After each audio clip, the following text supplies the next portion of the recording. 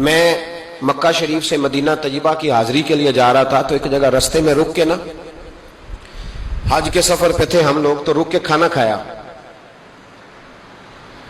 تو کھانا اتنا اچھا تھا کہ میں نے کہا کہ ایک روٹی اور منگاؤ. کھانا کھا چکے، بل دینے کے لیے جب کاؤنٹر پہ ایک شخص پہنچا ہم میں سے، اس نے اس کو کہا کہ پیسے رکھ لو. کہنے لگا پیسے ہو گئے تمہارے. میں نے کہا کہ پیسے ہو گئے؟ کیا مطلب پیسے ہو گئے؟ ہم تو یہ 4-5 لوگ ہیں ایک گاڑی کے مسافر، تو یہی بیٹھے ہیں، تو پیسے کون دے گیا؟ تو کہنے لگے صبح ایک شخص آتا ہے اور وہ پیسے دے جاتا ہے، کہتا ہے نہ صدقہ ہے نہ خیرات ہے، یہ ایک تحفہ ہے، بس جو میرے نبی کے شہر جاتا رستے میں مسافر ٹھہرے اسے میری طرف سے کھانا کھلا دینا. میرا دل چاہا کہ میں اس کے لیے دعا کروں کہ اس کا جذبہ، محبوب سے محبت، غلامی. میں نے کہا نام بتا دے. تو کہنے لگے، وہ شخص کہنے لگا، پاکستانی تھا، کہنے لگا اللہ کی قسم ہمیں بھی نام کا نہیں پتا. اس نے کبھی بتایا ہی نہیں، وہ بتاتا ہی نہیں، کہتا ہے بس جو تمہیں مسافر ملے نا، محبوب کے شہر جاتا اور جہاں رک جائے اسے کھانا کھلانا. میں اپنے محبوب کے مہمانوں کی میزبانی کرنا چاہتا ہوں. او خدا کے بندو، نیکی تو اس کا نام ہے. حضرت عبداللہ بن مبارک رحمۃ اللہ علیہ کوفے جایا کرتے تھے. رستے میں ایک سرائے تھا، آج کل ہوٹل ہوتے، اس موقع پہ سرائے تھے، مسجدوں کے ساتھ مہمان خانے بنے ہوتے. وہاں ایک نوجوان بڑا غریب تھا، اس کا شوق تھا لوگوں کی خدمت کرنا. آپ جاتے تو وہ نوجوان رستے میں ملتا، آپ کی خدمت کرتا، پانی لا کے دیتا، پانی بھر کے رکھتا، وضو کراتا، خدمت کرتا. اکثر آپ علماء سے ملنے جاتے، علماء کوفہ سے یا کسی اور سفر پہ، تو اس رستے گزرتے، نوجوان بڑا اچھا لگتا.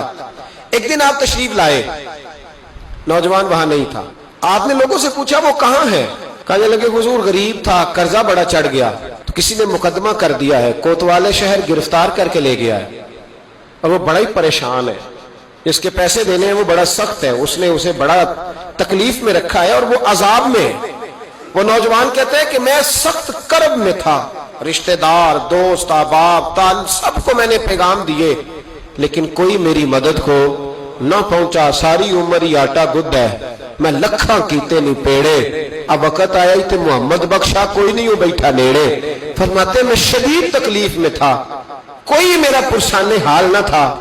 حضرت عبداللہ بن مبارک کو جب پتا چلا تو چپکے سے گئے، کوتوالے شہر کو کونے میں بلایا، فرمایا اگر میں اس کا قرضہ دے دوں تو آزاد کر دو گے؟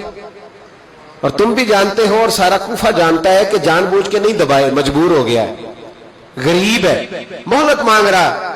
میں دے دوں تو آزاد کا حضور آپ دے دیں، کر دیں گے آزاد. کہتے پیسے دیے اور دے کے کہنے لگے ایک وعدہ کر، میری زندگی میں کسی کو بتائے گا تو نہیں کہ میں نے دیے؟ کوتوال کہنے لگا حضور زمانہ حیا کرتا ہے تو میں بھی کروں گا. نہیں. اب اس میں اختلافی چیزیں بھی اس واقعے میں بزرگوں نے لکھی ہے. حضرت عبداللہ بن مبارک رحمت اللہ نے پیسے چکائے، خود سفر پہ چلے گئے، کوتوالے شہر نے آزاد کیا. کہا کس نے دیے؟ کہا کوئی نیک تھا جو دے گیا.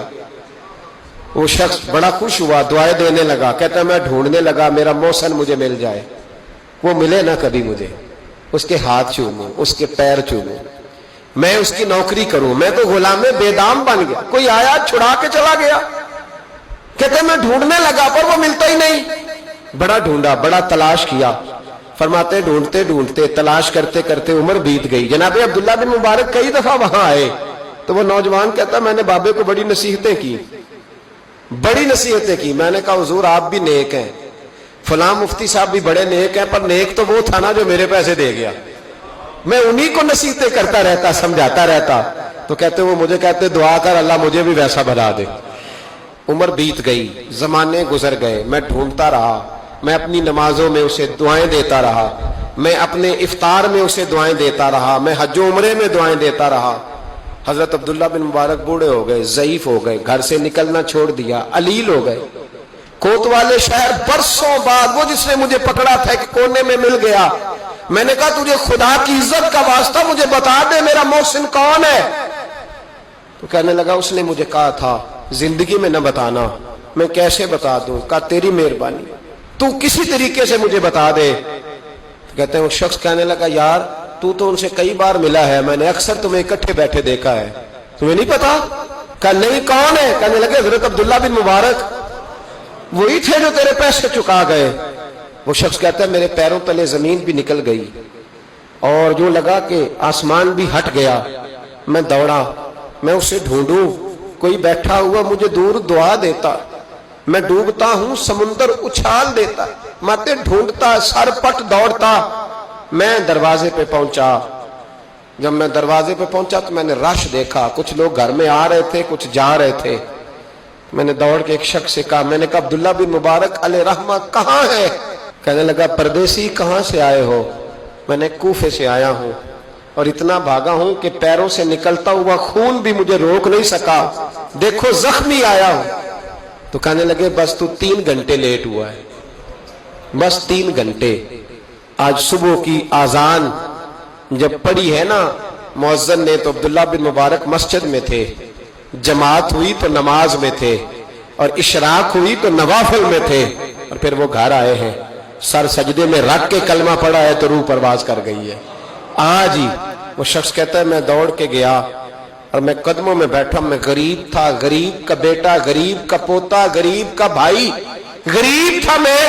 میں نے پیروں میں سر رکھ کے کہا بابا جی مجھے نمازوں کا تو نہیں پتا, آج کتنے آپ کے میں نہیں جانتا, کتنے شاگرد مرید تیار کیے میں نہیں جانتا, اور میں اللہ کی عزت کی قسم کھا کے کہتا ہوں کہ مجھے امید ہے جو آپ نے میرے ساتھ کیا ہے نا, میرا رب صرف اسی کی برکت سے آپ کو جنت کے اعلیٰ مرتبے عطا کر دے گا.